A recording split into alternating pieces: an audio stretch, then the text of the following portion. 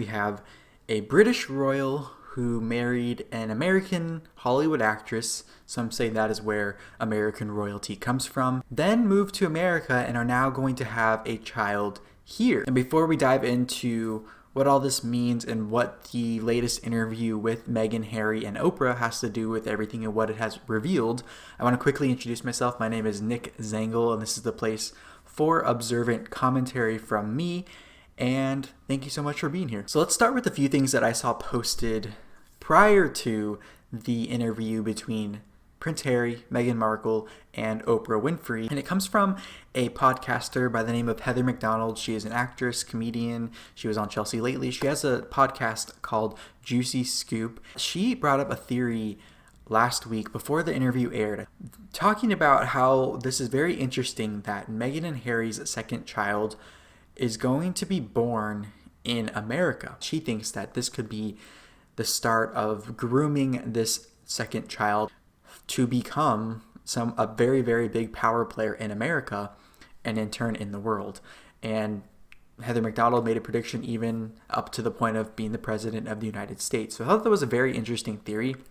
Of course, the baby isn't even born yet, so this is kind of wild speculation, but it did add another layer of interest for me into this story, because up to this point, I had really only been interested in the royals back in 2010, I believe, when William and Kate were together and getting married and the whole deal. That was more important because William, his dad, is not the youngest person, and of course his grandma is the queen, and they're both pretty old. So William seems likely to take over the crown at some point pretty soon, or early on in his life at least, compared to other people. That's why that was interesting, and why his firstborn was so interesting too, because they are going to be very, very prominent people, very powerful people in the British royal family and in the world in general. And then when Harry and Meghan started getting married and whatnot, I was not as interested for that reason.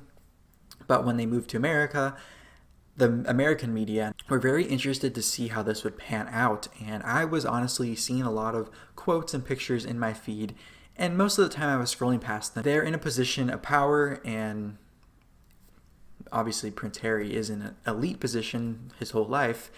And so when I see people of that stature commenting on certain things, yes, I like to hear what they say, but sometimes it feels a little out of touch and like they're doing it just for some show or just because it's the trend or whatnot. But when this new layer was added that was pointed out to me by Heather McDonald, just a theory, it did spark a little more interest in me, because I'm like, oh, they're coming to America to escape the crown. They live pretty close to me, actually, I'm not going to lie. And sure, it's fascinating. They're going to become celebrities here because we don't have a royal system besides like celebrity and famous people. And sure, it was fascinating. They have a podcast deal. They have a Netflix deal. But I wasn't super interested because I don't know if that content's for me. But when we add this layer of her being pregnant and that baby being an American citizen and obviously is going to have access to some of the most powerful people in the world, and of course here in America. I mean, before Meghan even married Harry, she had already connected with some of the most powerful people in America. Her best friend, from what we see in the media, is Serena Williams, the tennis player, who is married to the founder of Reddit. So as this whole story has been unfolding between Harry and Meghan in America, a lot of the stories that have come out of this, just every time I see it, I think, well, welcome to the real world, because I'm like, these are all problems that most people have to deal with, meaning you have to pay for things yourself. If you want private security, you have to pay for it. And I think it's a good thing that they're figuring this out. They're realizing, okay, America is not the same as Britain. Obviously, Meghan is from America, but I can imagine being a part of the royal family in Britain changes your perspective on a lot of things, and also you get probably used to that lifestyle, which the majority, if not, I would say probably 99.99% of people in the world do not understand how that is to live like that. At least they're coming here and they're not getting, for the most part, not getting special treatment. Of course, the media is going to give them special treatment because they profit from it. But I think it's good that they're figuring this out. But I was slightly irritated at the beginning when they asked for taxpayer funds to be used for security for them, considering I am both a state taxpayer in California and a federal taxpayer for the United States of America.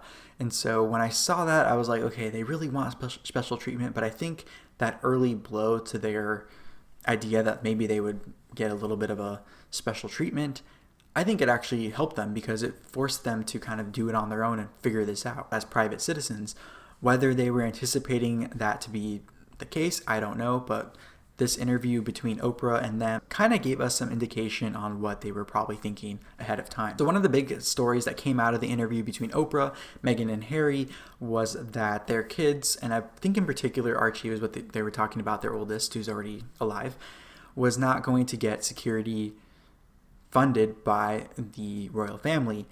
And this is one thing that I was questioning in my head. I'm like, did they not think this through all the way? And was it really that bad that you had to leave that quick and get out before thinking all these steps through? Because, and if it was that bad, that does support the claims that they have against the crown, against the family, the firm as they're calling it. And if they didn't think this through, I don't know why they would be mad that some of the things that they didn't think through are not working out in their favors. So to me, this focus on things that they didn't anticipate happening as a result of them leaving Britain, coming to America, debunks a little bit my theory that this whole thing is just a giant PR stunt on everyone's behalf, both the crown and them and everything, and kind of a way to just gain more power. And it more focuses on that the theory behind this interview being a PR public relations stunt for Meghan and Harry in particular, and the American media and the people who have stakes in them succeeding. That is more of a valid theory than the crown doing it, because the British royal family is not looking very good. This is a big scandal. It's turning into a big scandal as the days go on and as more things come out and more people respond and some weird stuff happening. I think it definitely was a power move on Meghan and Harry's part. So one thing that I thought was good that was brought up was the conversation around race and the royal family. The allegations of concerns over their children's skin color. I was not surprised by the allegation because obviously that was something that was covered widely as a new thing to the royal family and actually was looked at as a progressive move by them to accept her, and how this new generation of royals would be the most tolerant and accepting and not as elitist, and turn into the royal family that reflects the Commonwealth, if you will. However, I do think the royal family would have gotten backlash either way, whether they accepted her, open arms, no problems, or not, because I think if they accept Meghan with open arms, they have the potential of alienating the people who don't want change regarding the royal family and in this race perspective. And then if they don't accept her, then they risk alienating the people who do want that change. And so I think either way they were going to make someone mad.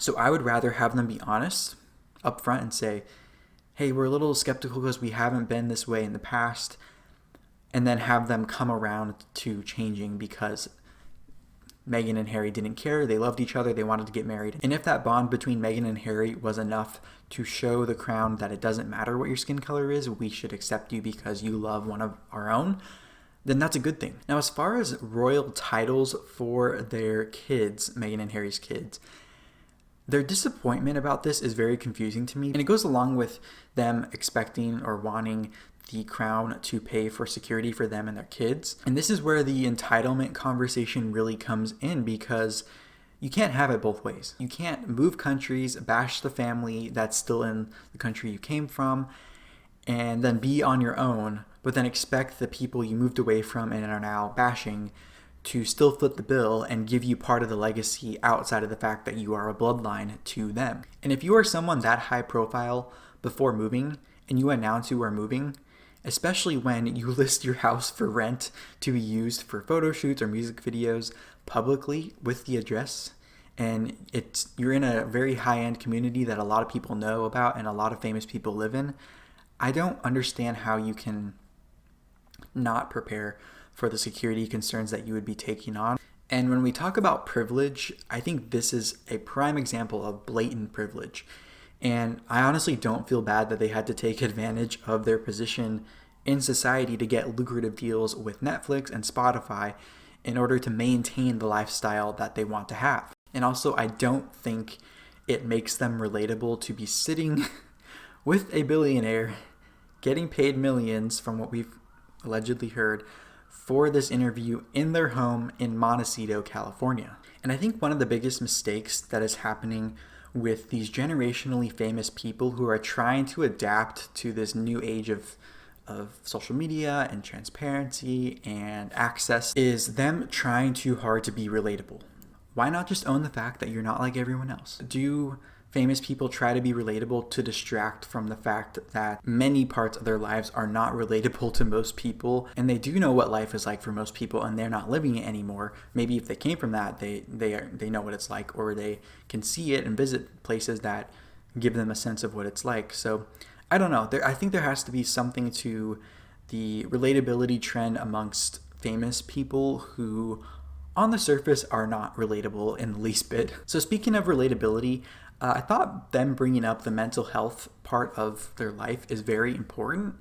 And it's important in particular to share to anyone who wants to go around down the line of being famous or being part of a royal family or being high profile in really any sector, because they showed that even the people who seem to have the most perfect life, most influential, powerful, money, whatever it is, access to anybody, they still have issues and they still have some pressure or a lot of pressure on them, and that can affect their mental health. So this supports my theory that the entertainment industry in particular may never be the same, because so many of the facades that were attractive about it and that made it what it was or what it is have been broken down to reveal that it's not always what it appears to be. And I think one byproduct of that, could be related, could not be, is the fact that when Meghan and Harry moved to America, they signed huge deals with Netflix and Spotify from the necessity of needing to pay for their lifestyle that they wanted to maintain, their security that wasn't going to be footed by taxpayers or the royal family. And so their podcast ratings, from what I read when it came out, were not that great. And to me, this indicates that the name, the face, the access can only get you so far if people aren't interested in what you're saying, or they feel what you're saying is not genuine or out of touch.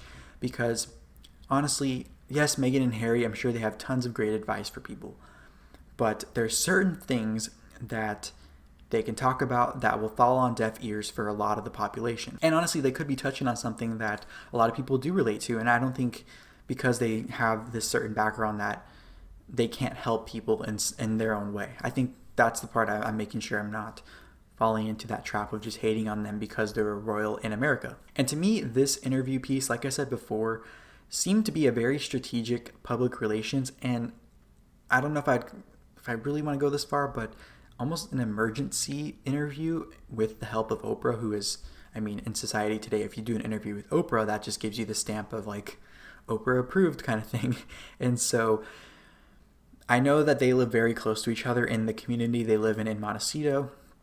And I don't know if I'd call this sad fishing per se, but I do think this is a winning formula to get attention onto you that would make people more likely to support you in the country, in the place that you now call home and that you're trying to make a name and a brand for yourself.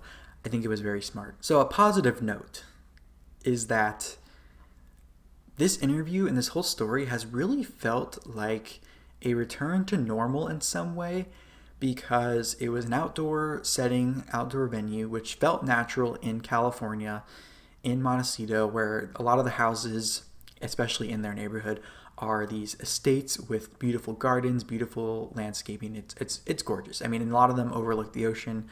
It's really spectacular place. It didn't feel like they were sitting too far apart, so I will give them that. They really tried to make it feel normal and focus on what the interview was about, which was Meghan and Harry and their new life here in America. So let me know what you thought about all of this, and do you follow the royal family? Do you not follow the royal family? Will you, after hearing what I said about it?